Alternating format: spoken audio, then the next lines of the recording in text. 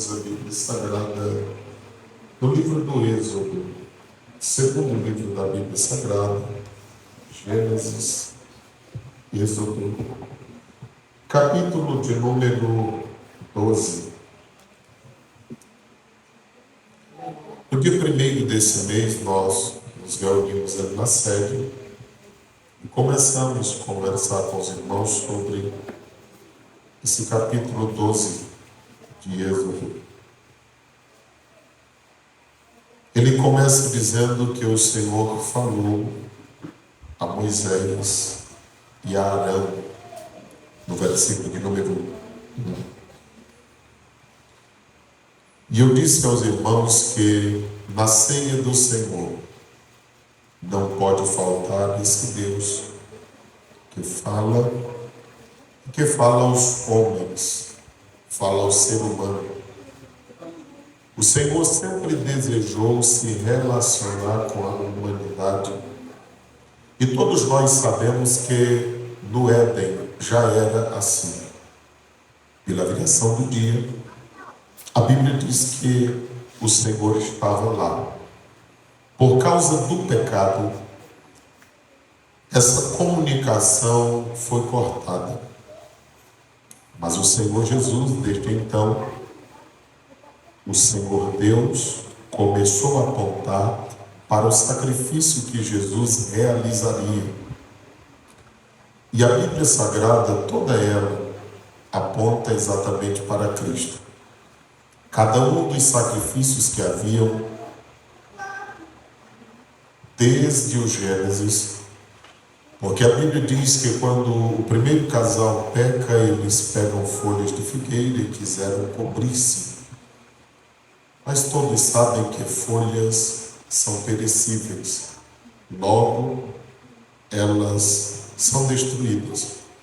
A Bíblia diz que com peles de animais o Senhor fez vestes para que cobrisse o primeiro casal. E ali estava marcado que as nossas próprias obras seriam apenas folhas de figueira. Jamais nós conseguiríamos nos libertar, não fosse a bondade e a misericórdia de Deus, através de um sacrifício perfeito. Então, todo o sacrifício no Antigo Testamento apontava para Cristo. A Bíblia Sagrada mostra aqui que aqui foi instituída a Páscoa, que ela é distinta da ceia, porém a Páscoa era símbolo, ela apontava para a ceia do Senhor. E olhando para esse texto, em rápidas palavras, eu disse aos irmãos que não poderia faltar esse Senhor, o nosso Deus, este que falou naquele dia e que fala aos homens, e naqueles dias falando a Moisés e a Arão. Versículo de número 3 nos mostra que não poderia faltar também na Páscoa a congregação, pois aqueles que ouviram de Deus deveriam falar a toda a congregação. Por esse motivo é costume nosso nos reunirmos em um número máximo no dia da ceia, porque biblicamente falando, a congregação não pode faltar. Ainda no versículo 3, a Bíblia diz que cada um tomava para si um cordeiro. E o bom é que o cordeiro, embora sendo um, mas é de todos nós. Porque o seu sacrifício foi exatamente para alcançar toda a humanidade. E todos aqueles que recorrem a Cristo como Senhor e Salvador, eles desfrutam do benefício desse cordeiro. O sacrifício foi por todos, mas só desfruta do benefício aqueles que recorrem a Ele como Senhor e Salvador de suas vidas. Versículo de número 4 diz que deveria estar presente também a família. A família deve se reunir nesse dia. Até porque a Bíblia diz em Efésios 2,19 que todos nós hoje fazemos parte da família de Deus. Todos nós fazemos parte dessa família. O versículo 4 diz que os vizinhos também deveriam estar presentes. Esse é o culto, que não somente crentes, mas também não crentes, todos são convidados a participar. Até porque quando nós ceiamos, nós estamos lembrando do sacrifício de Cristo feito por nós. Lembramos da sua morte e ressurreição, da sua ascensão aos céus e da maior promessa que temos, que um dia Cristo, da mesma forma que subiu, ele voltará para buscar a sua igreja. Essa é a nossa maior esperança. E como ordenança ele deixou-nos que, além de pregar o evangelho, deveríamos fazer discípulos, deveriam ser batizados em nome do Pai, do Filho e do Espírito Santo.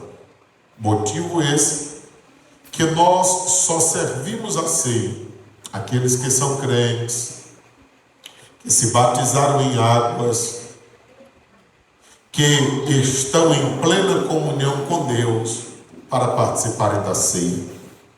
A Bíblia Sagrada diz no versículo 5 de algumas características do cordeiro. O cordeiro não poderia faltar. Ele não deveria ter mácula, não deveria ter mancha alguma. A Bíblia Sagrada diz que ele era macho. Todas essas características de Cristo. A Bíblia diz que como cordeiro mudo ele não abriu a sua boca. A Bíblia diz que nem mesmo em suas palavras encontrou erro, contradição. A Bíblia Sagrada mostra que Jesus viveu como homem, pois a Bíblia o chama de filho do homem, embora sendo Deus, mas como homem viveu na terra. O versículo de número 6 encerra dizendo que o sacrifício deveria ser à tarde.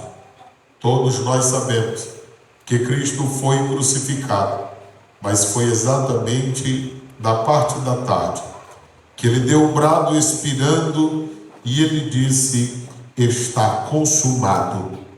A obra que ele veio a realizar, ele a completou na cruz do Calvário. Versículo de número 7. A Bíblia diz que deveria ser tomado do sangue, deveria colocar nas ombreiras, na verga das portas, porque aquele sangue simbolizava a proteção. Todos nós sabemos que na libertação do povo de Israel, saindo do Egito,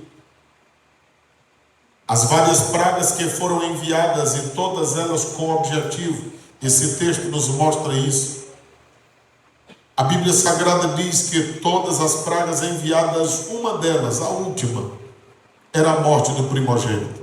Porque sempre Faraó permitia o povo ser liberto. Mas quando chegava o momento exato, ele tornava a prender o povo novamente. Mas quando os primogênitos foram mortos, eles foram embora, porque eles estavam livres. Quantas vezes, com as nossas próprias forças, nós nos esforçamos para nos libertar do mundo, do pecado, de nós mesmos, e não conseguimos. Mas quando o Filho de Deus, entregue na cruz do Calvário, deu o brado dizendo: está consumado, como que dizendo: foi feita a obra, está sendo feita a obra e continuará sendo feita a obra, porque o sacrifício de Cristo na cruz do Calvário, com o poder antecipadamente, ele salvou todos aqueles que vieram antes dele. Pois todos os sacrifícios que haviam no Antigo Testamento sacrificavam aqueles que acreditavam que esse sacrifício era o mandamento do Senhor, para que eles pudessem ter os seus pecados perdoados. E a Bíblia diz: os pecados cobertos. Porém, todos aqueles sacrifícios apenas cobriam o pecado. Mas Jesus, de uma só vez, com um só sacrifício, ofereceu um sacrifício pleno, um sacrifício perfeito, e agora não somente os nossos pecados são cobertos, Mas João disse: é esse aí o Cordeiro de Deus que tira o pecado do mundo. Os nossos pecados, uma vez, quando nós nos entregamos a Cristo, eles foram plena e totalmente removidos, porque Jesus é o Cordeiro de Deus que perdoou os nossos pecados. A Bíblia Sagrada diz que este sangue era símbolo da proteção do Senhor. Tal qual os dias em que nós vivemos, nós não utilizamos mais deste sangue. Mas todos nós que entregamos a nossa vida a Cristo, recebemos o selo que é a presença do Espírito Santo de Deus em nós. E embora nós não vejamos a olho nu, mas o nosso adversário sabe que nós somos comprados, Jesus pagou um alto preço por nós, nós somos de Deus e por isso, diz a Bíblia, que o diabo não pode nos tocar, porque por Deus somos protegidos. A Bíblia diz no versículo de número 8, que também não deveria faltar o fogo, motivo pelo qual somos pentecostais, porque naqueles dias o cordeiro era totalmente queimado. Não poderia faltar os pães asmos, símbolo daquilo que é puro na presença de Deus. As ervas amargosas que servia para a digestão, que lembrava o quanto eles amargaram no Egito, que não é diferente de nós, o quanto amargamos no mundo sem Deus, sem paz e sem salvação, mas muito especialmente o que Jesus sofreria na cruz do Calvário, porém nos dando a liberdade de vivermos nele. Versículo 9: não comereis dele nada cru, nem cozido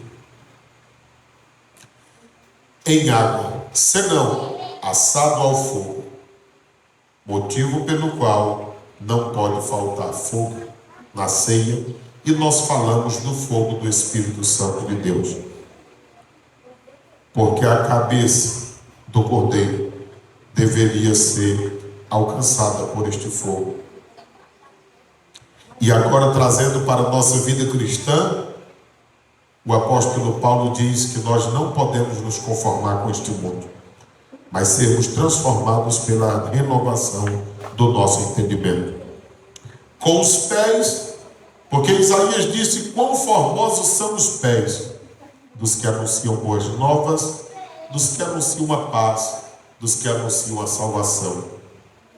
E também com a fressura, falando de uma transformação interior que o Evangelho causa em cada um de nós. O apóstolo Paulo diz que o velho homem, nós nos despimos dele e nos vestimos e nos revestimos do novo homem em Cristo. O velho homem, Adão; o novo homem, Cristo Jesus, o nosso Senhor. Mas o versículo de número 11 nos diz a forma como deveria ser comida a Páscoa, que não é diferente da forma que nós também precisamos participar da ceia. A Bíblia diz que deve ser com os lombos cingidos. Pedro escreve em uma das suas cartas que nós devemos ter o nosso lombo cingido com a verdade.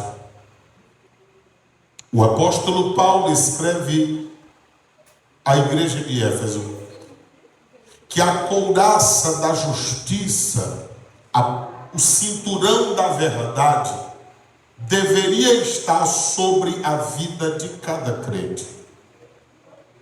A forma que nós devemos participar da ceia é com os lombos cingidos. Os lombos são a parte forte do ser humano. O que faz alguém com a coluna quebrada, com os lombos quebrados? Ele não tem como se locomover, ele não tem como trabalhar, ele é impossibilitado de muitas coisas. Alguém que não tem o lombo cingido com a verdade, com o cinturão da verdade, como disse tanto Pedro quanto o apóstolo Paulo, ele jamais compreenderá o verdadeiro sentido da ceia do Senhor. O que nós participaremos nesta noite é apenas o símbolo da comunhão. Porque também nós um dia nos submetemos ao batismo, que é símbolo da nossa rejeição a todas as práticas pecaminosas e da decisão de servirmos a Deus em novidade de vida. Tanto o batismo em águas quanto a ceia do Senhor não tem poder salvífico, mas apenas a memória e o símbolo daquilo que já deve ter acontecido dentro de cada um de nós, conforme nós lemos no versículo de número 9. Cabeça assada ao fogo, os pés da mesma forma e a fressura, falando de uma vida plenamente transformada por Deus.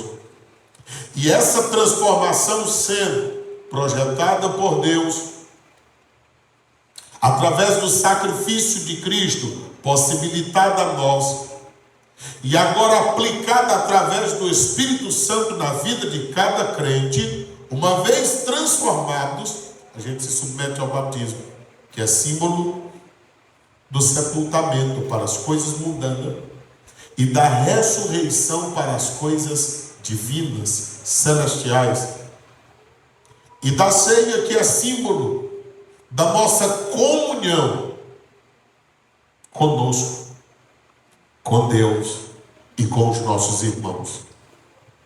A Bíblia Sagrada diz: os lombos deveriam estar cingidos, os sapatos deveriam estar nos pés. E todos nós lembramos do que disse Paulo, que nós devemos estar com os nossos pés calçados com o Evangelho da paz. Observe, lombo cingido com a verdade. Nós precisamos estar cheios da palavra.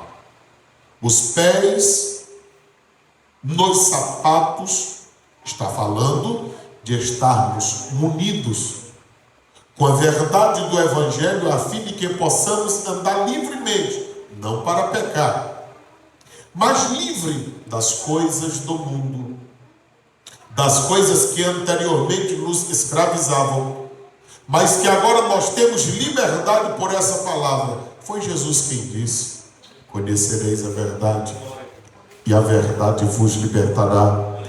Se, pois, o Filho vos libertar, verdadeiramente sereis livres.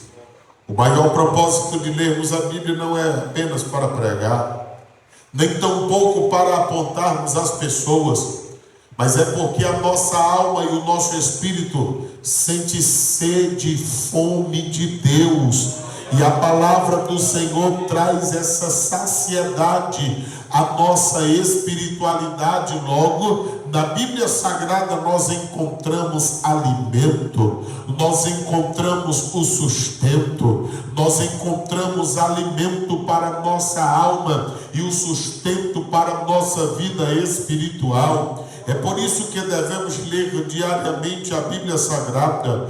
Eu não sei ler, mas nós podemos ouvir a Bíblia Sagrada, porque está escrito: é bem-aventurado quem lê esta palavra, é bem-aventurado quem guarda esta palavra, é bem-aventurado quem pratica esta palavra, porque quem faz isso por ela é salvo. Há uma necessidade de estarmos fundados e arraigados. Fundado significa estar edificado na palavra. Arraigado significa estar plantados na palavra. Irmãos, quem não tem firmeza na palavra, não tem firmeza na vida cristã. Porque todos os dias somos desafiados. Paulo diz que todos os dias nós somos entregues à morte. Há pessoas que se fundamentam apenas em profecias. E é verdade que biblicamente o dom de profecia existe, mas a Bíblia diz que ele deve ser analisado pela palavra de Deus. O sonho, a visão, a profecia, a mensagem pregada ela deve ser acompanhada com a palavra. A Bíblia diz que Paulo pregava em Bereia e os irmãos ouviam e conferiam cada dia o que Paulo dizia de acordo com as Escrituras. Até então o que eles tinham era o Antigo Testamento. E todas as vezes que Paulo pregava, eles olhavam de acordo à lei, de acordo aos profetas, se o que ele estava anunciando contradizia ou não a palavra de Deus. Da mesma forma, tudo que nós fizermos hoje para Deus, nada deve contradizer a palavra de Deus.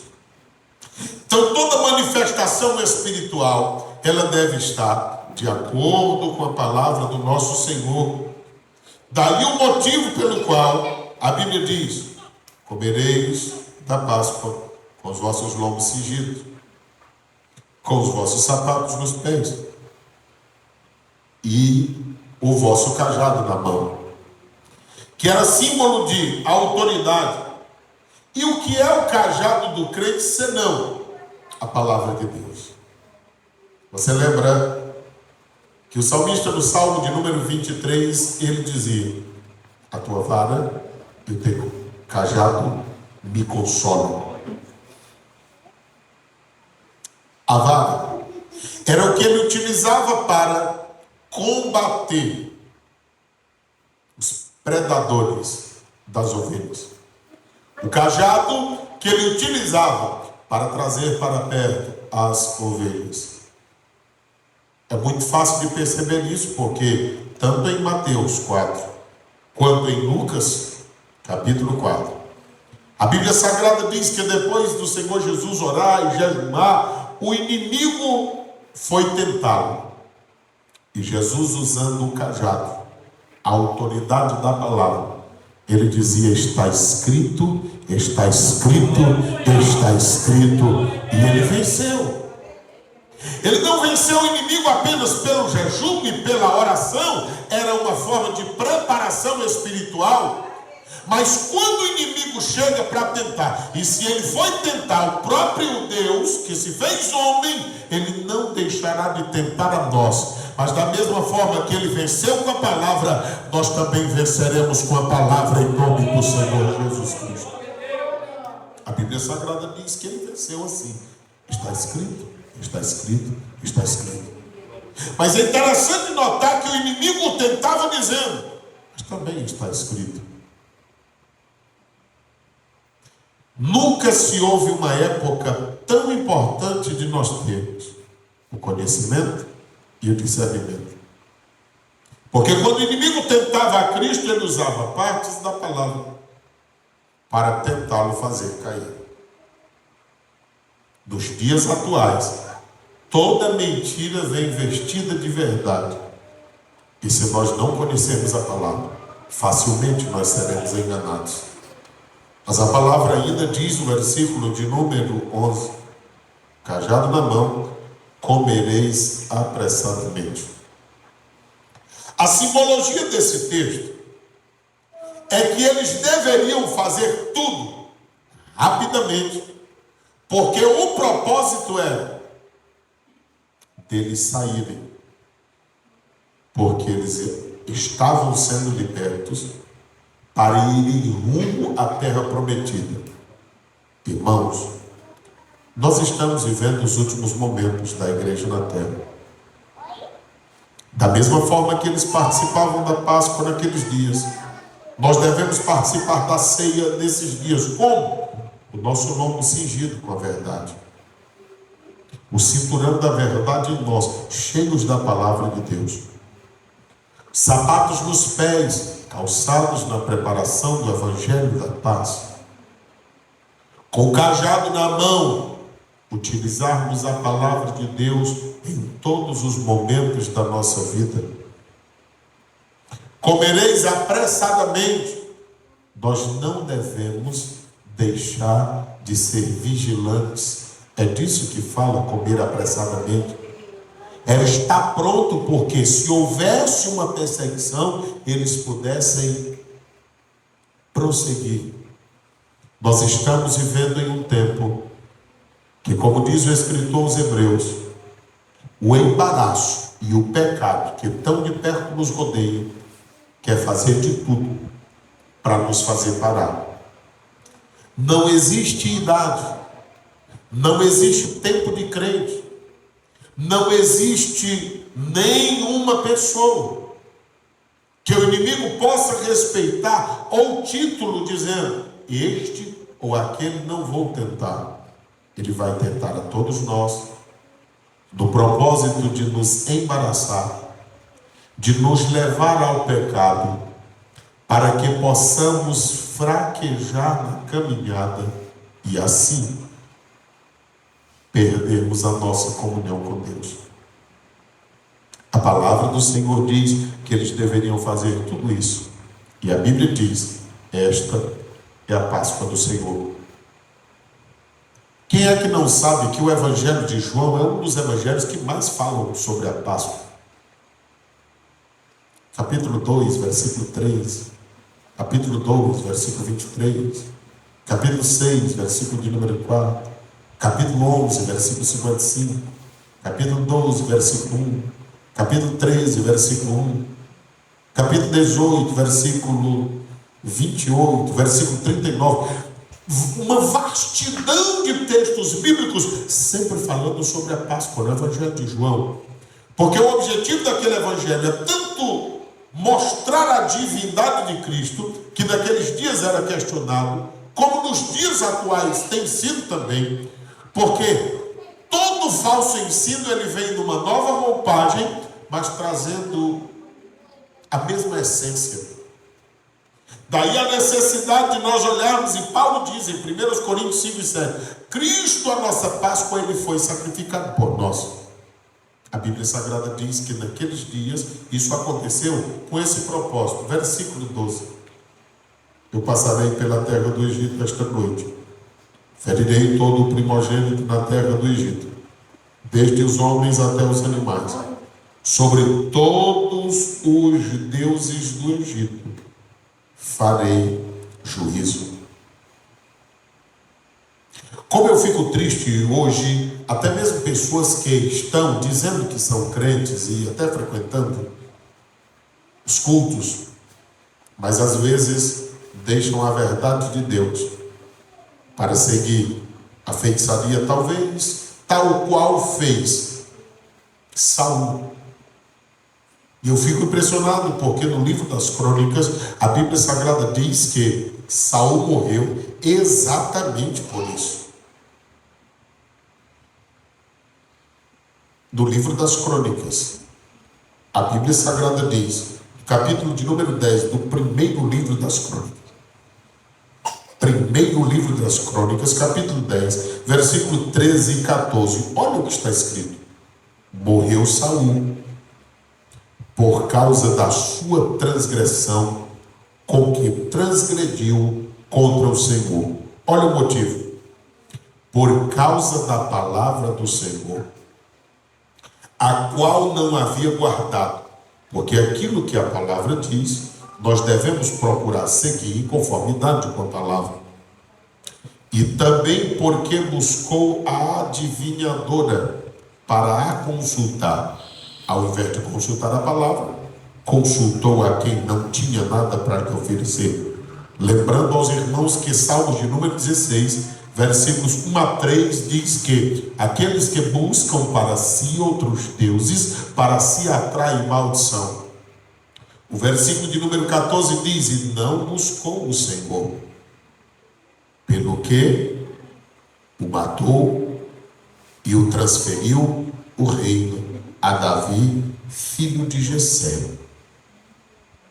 Quantas pessoas às vezes não são substituídas e a morte encontram, porque mesmo conhecendo a verdade, preferem optar pela mentira e fazer o que desagrada a Deus. Só para confirmar o versículo de número 12 de Êxodo, capítulo 12, em Êxodo capítulo 18 e o versículo de número 11, a Bíblia Sagrada diz assim, Êxodo 18 e 11: agora sei que o Senhor é maior que todos os deuses, porque na coisa em que se ensoberbeceram, os sobrepujou. Aquelas 10 pragas que foram enviadas ao Egito, cada uma delas tinha um Deus para si. E quando o Senhor Deus enviava Moisés e Arão, para que através dele fosse liberada a palavra profética com autoridade, para que as pragas viessem e para que elas cessassem, era o Senhor dizendo: quem domina sobre a natureza, quem domina sobre tudo sou eu. Era apenas isso, era esse o recado. Daí o motivo pelo qual 18 e 11 de Êxodo dizer: agora eu sei que naquilo em que eles se orgulhavam, achando que eles tinham a autoridade para isso, o Senhor pegou-os e os sobrepujou. Ou seja, fez além daquilo que eles prometiam que poderiam fazer. Isso para Deus dizer que todo o poder, toda a honra e toda a glória pertence única e exclusivamente a Ele. E a verdade é tão expressa e tão clara na Bíblia, que nós estudamos domingo passado sobre a revista da Escola Bíblica Dominical, que o Senhor Jesus se humilhou, tomando a forma de servo, humilhando-se a si mesmo, até a morte de cruz, mas que também Deus o Pai o exaltou soberanamente, e a Ele deu também o nome que está acima de todo nome, o qual daqueles que nasceram, dos que existem e dos que existirão, nenhum é igual, nem tampouco superior a Jesus Cristo. Assim também como aqueles que estão no céu, os que estão na terra e ainda debaixo da terra, chegará o dia em que todos se prostrarão diante dele, reconhecendo que é Deus, para a honra e a glória de Deus Pai. Nós louvamos a Deus porque temos conhecido que o Senhor é infinitamente bondoso para com cada um de nós. Tem nos dado a vida, tem nos sustentado em sua presença, e nós louvamos a Deus por isto que tem feito nas nossas vidas. Então nesta noite nós participaremos na ceia de lombos cingidos, com sapatos nos pés, com o cajado na mão, e comeremos apressadamente, porque esta é a Páscoa do Senhor. Agora não mais a Páscoa do judeu, mas a ceia do Senhor, porque Cristo foi sacrificado por nós, e aquela Páscoa significava a liberdade do povo do Egito para Canaã. Hoje nós estamos comemorando a passagem de quando nós estávamos no mundo e agora que estamos em Cristo Jesus, nele nós temos a liberdade. Nós queremos nesta noite fazer um convite. Se há alguém que deseja entregar a vida como Senhor e Salvador a Jesus, você é convidado para vir à frente e tomar essa sábia decisão. Porque o sacrifício de Cristo também foi pensando na sua vida. Se há alguém nesta noite que deseja entregar a vida a Cristo como Senhor e Salvador, saia do seu lugar e venha à frente. A igreja orará por você. O Senhor Jesus escreverá o seu nome no livro da vida. E se hoje partires para a eternidade, o Senhor lhe receberá e lhe apresentará